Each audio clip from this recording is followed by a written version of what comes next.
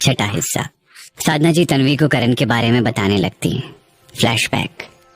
Indian military academy, Dehradun.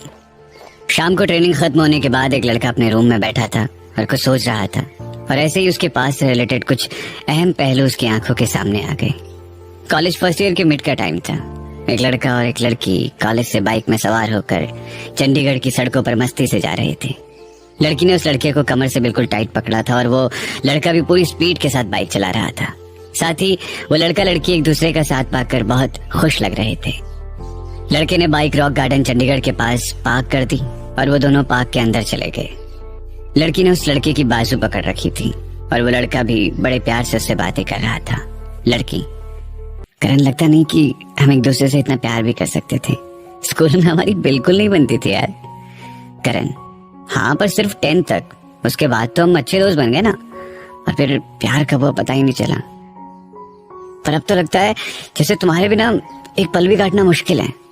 Any, एक बात बताओ, तुम कभी मुझे छोड़कर तो नहीं जाओगी ना? अनाया: करण, ये तुम कैसी बातें कर रहे हो? तुम्हें भी पता है मैं तुमसे कितना प्यार करती हूँ। मैं तुम्हें छोड़कर कभी नहीं जाऊंगी, पर तुम ऐसी बातें क्यों कर रहे हो? करण: यार, कभी कभार डर लगता है कि अभी हमारी उम्र ही बहुत कम है, न जाने आगे लाइफ में क्या हो जाए। बस तुम कभी साथ मत छोड़ना बस। अनाया: सब कुछ अच्छा होगा, तुम ज्यादा सोचो मत। अच्छा, एक बात बताओ, तुम आगे क्या करना चाहते हो? करियर के बारे में क्या सोचा है? करण: यार, कुछ समझ में नहीं आ रहा, क्योंकि पापा चाहते मैं एनडीए का टेस्ट दूं और उनकी तरह आर्मी ऑफिसर बनूं, जबकि मुझे आर्मी में बिल्कुल इंटरेस्ट नहीं, मुझे तो क्रिकेटर बनना है। एनी: वाह, आर्मी ऑफिसर! मुझे ना आर्मी ऑफिसर बहुत पसंद है। मेरा तो ड्रीम है कि कोई आर्मी ऑफिसर ही मेरा लाइफ पार्टनर बने। लेकिन मैं तुम्हें फोर्स नहीं करूंगी, तुम्हें जो भी बनना हो मैं तुम्हारे साथ हूँ। करण अनाया को गले लगा लेता है। थैंक्स मुझे इतना प्यार करने के लिए। दोनों कुछ देर वहां बैठते हैं, फिर वापस आकर करण अनाया को घर छोड़ देता है और खुद अपने घर चले जाता है। कुछ दिन तक सब ऐसा ही चलता है। अब एनी और करण को भी रिलेशन में आए 2 साल हो गए थे। उन दोनों का ही प्यार एक दूसरे के लिए बहुत गहरा हो चुका था। इधर करण के पापा यानी कि कर्नल सुखविंदर सिंह, उस समय वो कर्नल थे, करण पर बार बार एनडीए देने का प्रेशर बना रहे थे। जबकि करण का इंटरेस्ट क्रिकेट में था, वो क्रिकेटर बनना चाहता था। करण क्रिकेट में पंजाब के अंडर 19 टीम का कैप्टन था, लेकिन उसके पापा उसको आर्मी ऑफिसर बनाना चाहते थे, इसलिए दोनों बाप बेटों के बीच बहस हो जाती थी। पर करण मम्मी पापा से बहुत प्यार करता था, तो वो इसी कश्मकश में था कि क्या करे। कर्नल साहब ने इस बार करण का एनडीए का फॉर्म भर दिया था। एनडीए का एग्जाम नजदीक था, लेकिन करण का सारा फोकस क्रिकेट और अनाया पर ही था। एक दिन करण और अनाया बाइक पर जा रहे थे। एनी ने आज भी करण को बिल्कुल कमर से टाइट पकड़ा था और अपना मुंह उसके कंधे पर रखा था कि तभी अनाया के पापा मिस्टर हुडा की नजर इन दोनों पर जाती है, जो गाड़ी से कहीं जा रहे थे। उन्होंने उस टाइम कुछ नहीं कहा, लेकिन शाम को जब अनाया घर पहुंची तो मिस्टर हुडा गुस्से में: तुम्हारे साथ वो लड़का कौन था? एनी थोड़ा घबरा कर: कौन लड़का पापा? मिस्टर हुडा: वही जिससे तुम्हें बिल्कुल मुझे बोलते हुए भी शर्म आ रही है। तुम्हें कॉलेज पढ़ने भेजा है या मटर गश्ती करने? मिस्टर हुडा काफी नाराज और गुस्से में थे। एनी: वो पापा, मैं करण से बहुत प्यार करती हूँ, वो भी मेरे से प्यार करता है।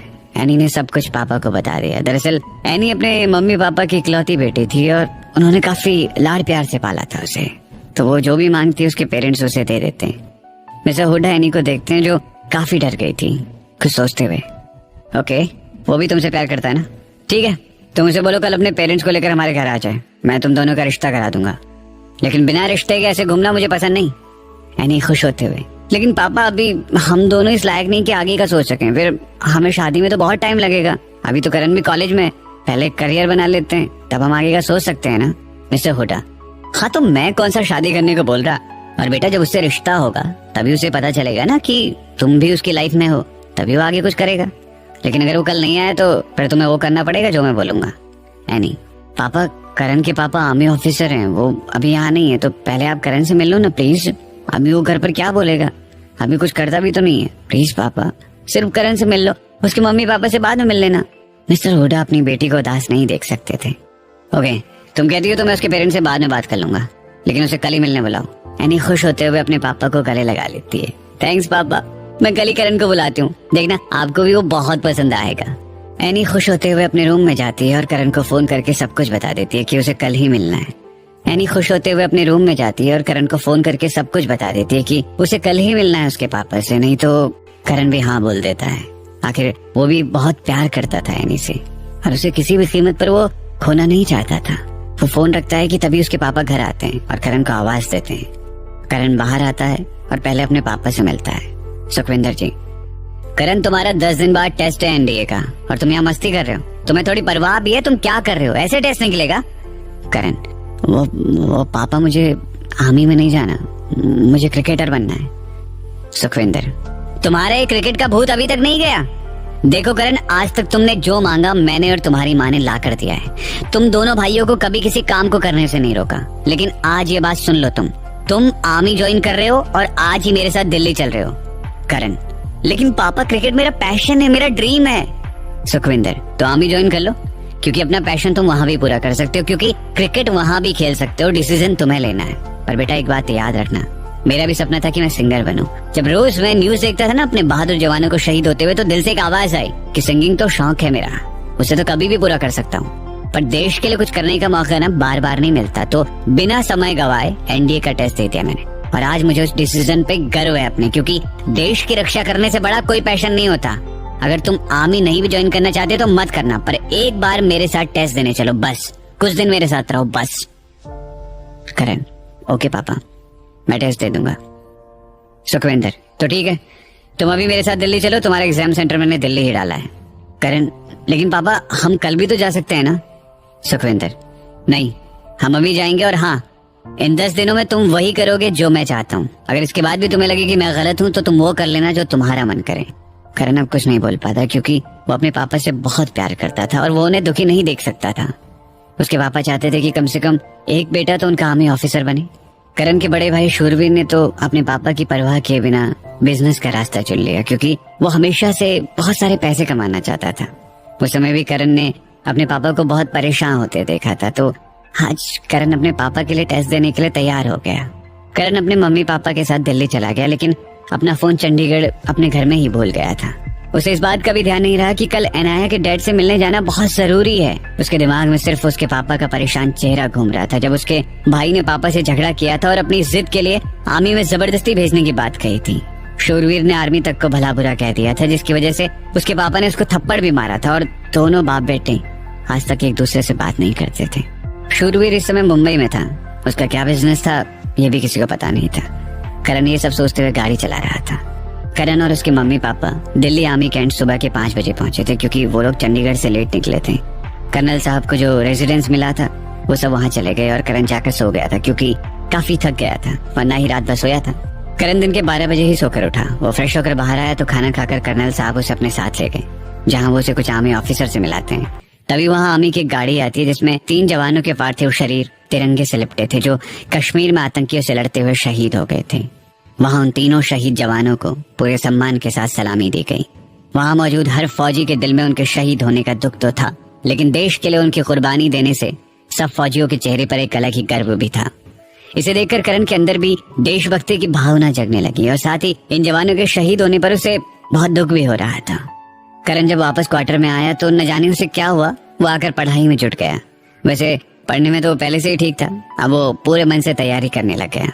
इधर अनाया के पापा करण का इंतजार कर रहे थे और एनी बार बार करण को फोन कर रही थी, लेकिन वो फोन नहीं उठा रहा था और चार्जिंग ना होने पर उसका फोन कुछ देर बाद ऑफ हो गया। अब अनाया की आंखें नम हो चली थी। वो और उसके पापा शाम तक करण का वेट करते रहे, लेकिन करण ने ना तो फोन किया ना ही वो आया। अपनी बेटी को उदास देखकर मिस्टर हुडा ने करण के घर अपने एक आदमी को भेजा, जिसने बताया करण तो अपने मम्मी पापा के साथ यहाँ से चला गया है।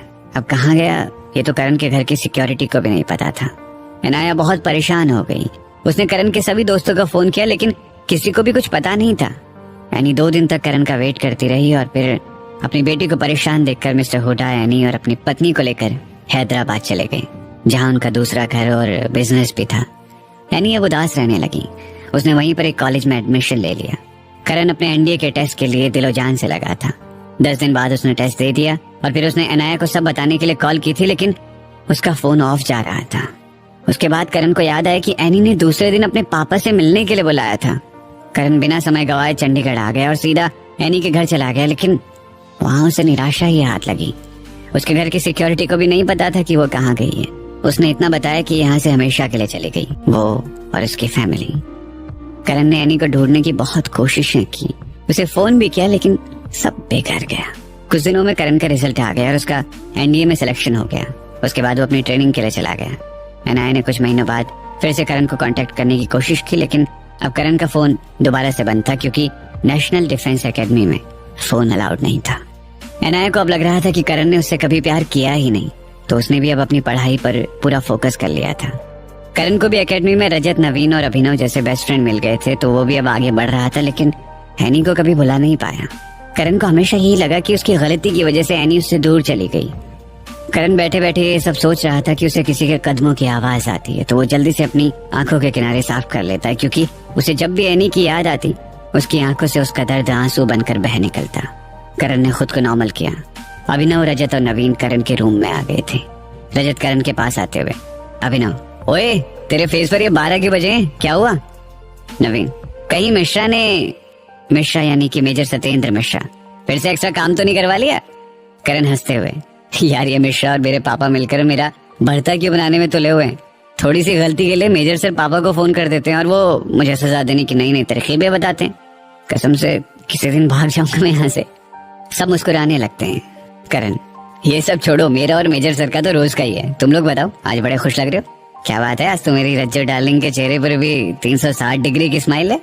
क्या बात है, कहीं भाभी जी ने हाथ नहीं कर दी? रजत, अबे तेरी भाभी कहाँ से हो गई, अभी तो बात भी शुरू नहीं हुई।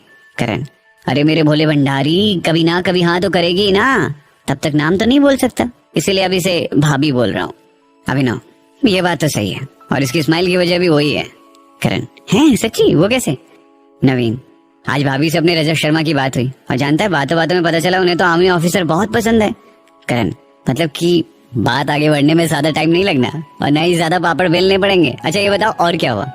रजत, अब तुम बस भी करो यार, यही पता चला है अभी तो कि उसे आर्मी ऑफिसर पसंद है, ना कि ये पता चला कि उसे मैं भी पसंद हूँ। अभिनव, अबे घोंचू, तू भी तो आर्मी ऑफिसर है और तूने बात नहीं करनी तो मैं कर लेता।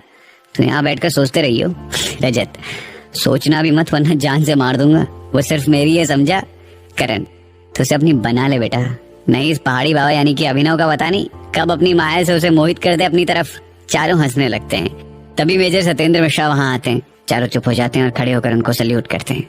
मेजर, वेल डन करण, आज तुमने जो किया वो एक जवान का फर्ज होता है कि अपने देश के लोगों की रक्षा करना, फिर चाहे वो जिस तरह भी हो।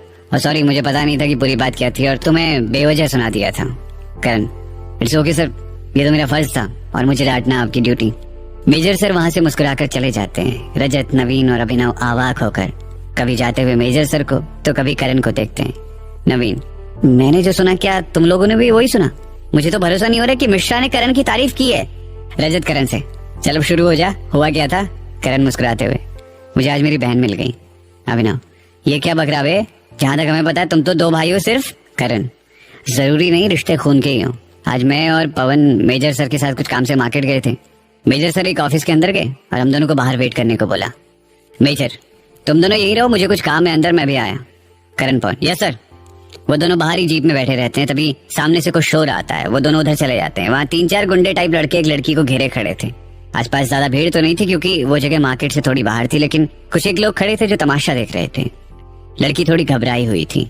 उनमें से एक लड़का, मैंने तुम्हें कितनी बार प्यार से शादी के लिए पूछा था, लेकिन तुम हर बार नखरे करती रही और कल कॉलेज में सबके सामने शेर नहीं बन रही थी। वो तेरी सो कॉल्ड फ्रेंड जो ज्यादा फुदक रही थी, अब तुझे मैं तेरी असली औकात दिखाता हूँ। आज तुम्हें पता चल जाएगा कि तुमने किसे मना किया था और कल जो थप्पड़ तुमने मुझे मारा था उस थप्पड़ का हिसाब आज तेरी शक्ल बिगाड़ कर पूरी करूंगा। अब तो दिन रात मुझे याद करके तड़पेगी। तभी वो लड़का तेजाब की एक बोतल निकालता है और उसके वो 3-4 चमचे सबकी तरफ चाकू दिखा रहे थे। वो लड़का उस लड़की की तरफ तेजाब फेंकने वाला ही होता है कि करण उसका हाथ पकड़कर सारा तेजाब उसके हाथों में ही डाल देता है और तब तक पवन भी उन सब पर बरसने लगता है। वो उन 5 की ऐसी खातिरदारी करते हैं कि वो लोग चलने लायक भी नहीं बचते। वो वहाँ सड़क पर पड़े होते हैं। करण उस लड़की के पास जाता है। वो लड़की बहुत घबराई हुई थी। उसके मुंह से बस इतना निकलता है, थैंक्स भैया, और रोने लगती है। करण उसको गले से लगा लेता है। करण, भाई बोला है ना, तो आज के बाद तुम्हारे भाई हमेशा तुम्हारी हिफाजत करेगा। तुम्हें अब घबराने की कोई जरूरत नहीं है। उस लड़की के हाथ में एक धागा बंधा होता है। वो धागा निकालकर वो करण को बांध देती है। लड़की कोई और नहीं, प्रगति ही थी।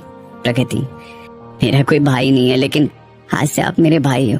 आपका नाम क्या है? करण, मेरा नाम करण है और मेरी भी कोई बहन नहीं है, लेकिन आज मुझे मेरी बहन मिल गई। हर रक्षाबंधन के दिन अपनी खाली कलाई देखकर मैं उदास हो जाता था, पर अब से ऐसा नहीं होगा। वो दोनों बहुत प्यार से एक दूसरे से मिलते हैं। करण, ये सब हैं कौन और तुम्हें क्यों परेशान कर रहे थे? तुमने पुलिस में रिपोर्ट नहीं करवाई? ये मेरी कॉलेज में पढ़ते हैं और मैं पीजी कर रही हूँ। बहुत बार रिपोर्ट करवाई पर ये लोग हर बार बच जाते हैं क्योंकि इनके पापा बहुत अमीर हैं। करण, अच्छा चलो आपकी बारे उनको बता देते हैं कि असली पावर क्या है। वो अपने पापा को कॉल करता है और उसके कुछ ही मिनटों बाद पुलिस आती है। वो उन लोगों को अरेस्ट कर लेती है और प्रगति को भी पुलिस स्टेशन चलने को बोलते हैं उसकी गवाही लेने के लिए। करण पवन को वहीं रोककर प्रगति के साथ पुलिस स्टेशन चला जाता है।